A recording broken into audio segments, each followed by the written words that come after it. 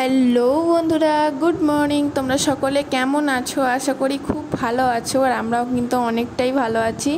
আজ অনেক দিন পর আবার একটা ভিডিও করছি, আর তোমাদের দেখো সকাল সকাল আম দিয়েই ভিডিওটা কিন্তু শুরু করলাম।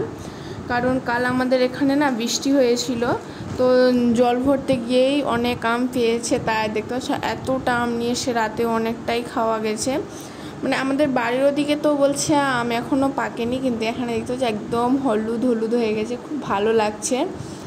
আর সকালে তো তোমাদের ভিডিও সেরকম করে কিছু মানে শেয়ার করা হয়নি, শুধু আমটাই দেখিয়েছি, আর কিছুই শেয়ার করা হয়নি।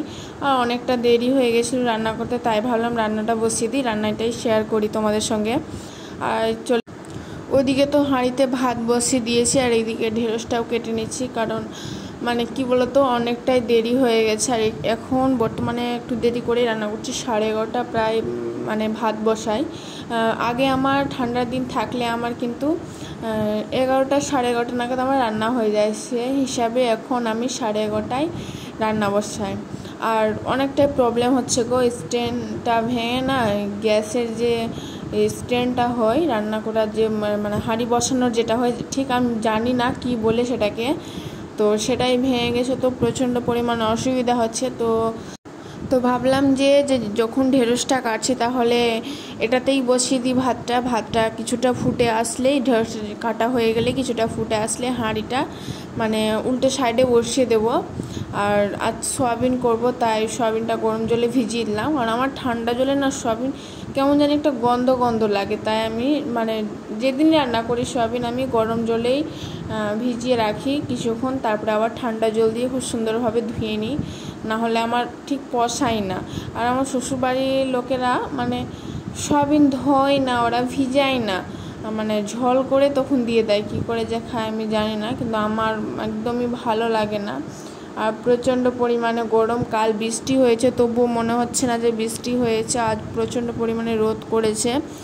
আর কাল আমি আমের আচার করেছি, সেটাও কিন্তু তোমাদের সঙ্গে শেয়ার করা হয়নি, সব কিছুই শেয়ার করব। আমার একটু পাশে থেকো তোমরা সকলে, অনেক দিন ভিডিও গ্যাপ ছিল, তো তাই বুঝতে পারছি না তোমাদের কি ভিডিও দেব কি দেব না। অনেক কারণ আছে, অনেক পার্সোনাল কারণ আছে, সবটাই তো তোমাদের সঙ্গে শেয়ার করতে পারবো না, তাই শেয়ার করছি না, একটুখানি মানিয়ে নিও। বাড়িও গেছিলাম ছুটি নিয়ে, আবার চলে এসেছি, তবুও কিন্তু তোমাদের সঙ্গে কিছুই শেয়ার করিনি।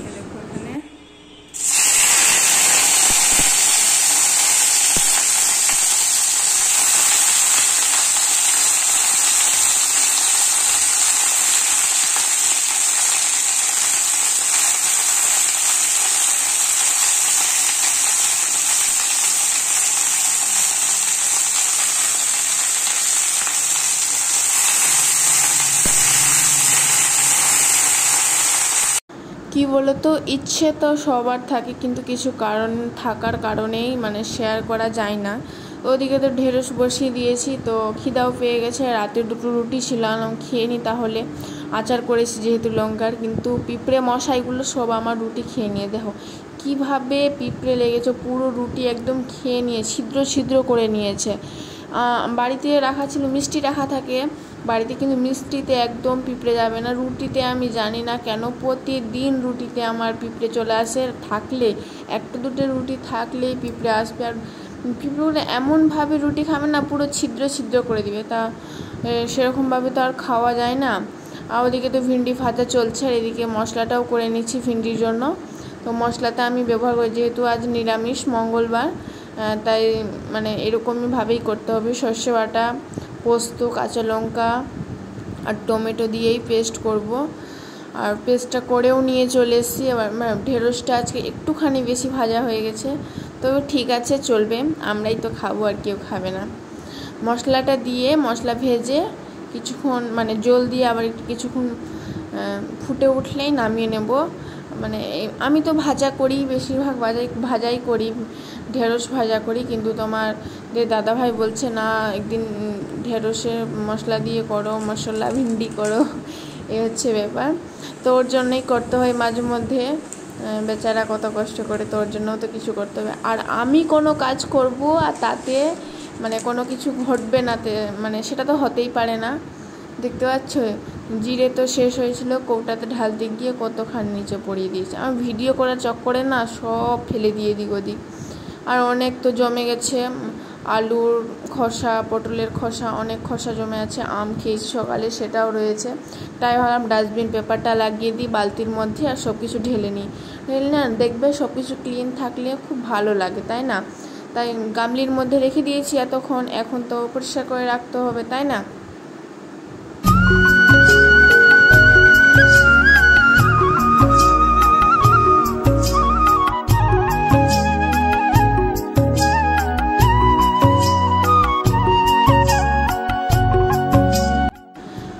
দেখো আমার কর্তামশাই ডিউটি থেকে এসেই লেগে পড়েছে কাজে, প্রচণ্ড পরিমাণে আমাকে হেল্প করে গো। আমার মানে রান্না করতে দেখলে ও যদি চলে আসে, আমার রান্না যদি না হয় ফ্যানটা আমার একদম মনে হচ্ছে উনুনের কাছে নিয়ে চলে যাবে, এমন একটা ব্যাপার। কিন্তু উনুনে তো বাতাস লাগে, তাই আমি ফ্যানটা চালাই না, কিন্তু বলে বাতাস লাগুক, এত গরমের মধ্যে কষ্ট করতে হবে না। আর ডিউটি থেকে এসে ও কাজে লেগে পড়েছে, আমটা আমি একা কাটবো, তাই ও সম্পূর্ণটাই কেটেছে। আমি রান্না করছিলাম, মাঝে মাঝে দাঁড়িয়ে দাঁড়িয়ে দেখছিলাম যে কী করছে।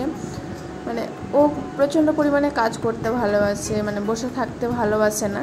একটু ফোনটা একটু বেশি দেখে, তাই একটুখানি আমাদের ঝগড়া হয়ে যায়, এটাই। তো দেখতে পাচ্ছ কী সুন্দর করে আমের আচারগুলো কাছে, খুব মানে যতই কাজ হোক, যতই গরম থাকুক, সবসময় হাসি খুশিই থাকে। ঠাকুর করে সব সময় যাতে হাসি খুশিই থাকুক। আর স্নান করে নিয়েছি, পুজোও করে নিয়েছি, আর তোমাদের সঙ্গে রান্নাবান্নাটাও শেয়ার করে নিয়েছি। এই যে মশলা দিয়ে ভিন্ডি এরকমই করেছি। এই দেখো আমরা বাড়িতে ভিন্ডি বলতে গেলতে দেখো তোমাদের সঙ্গেও ভেন্ডি বলছি, বুঝতে তো অবশ্যই পারছো, ঢেঁড়স ভিন্ডি সবই এক।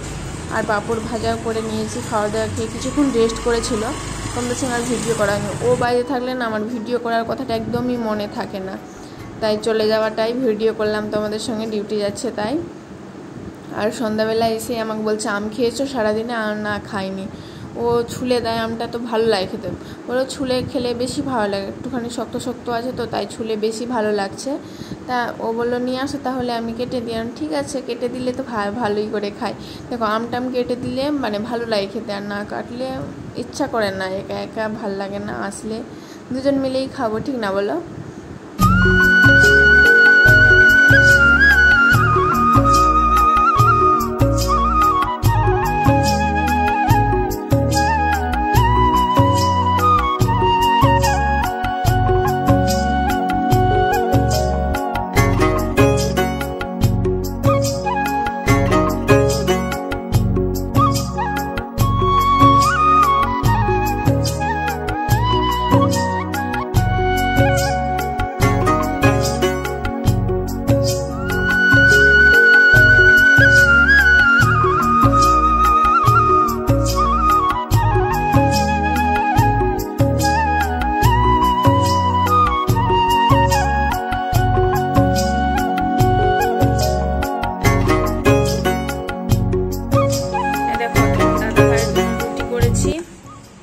আর এই যে আমার জন্য করেছি লুচি।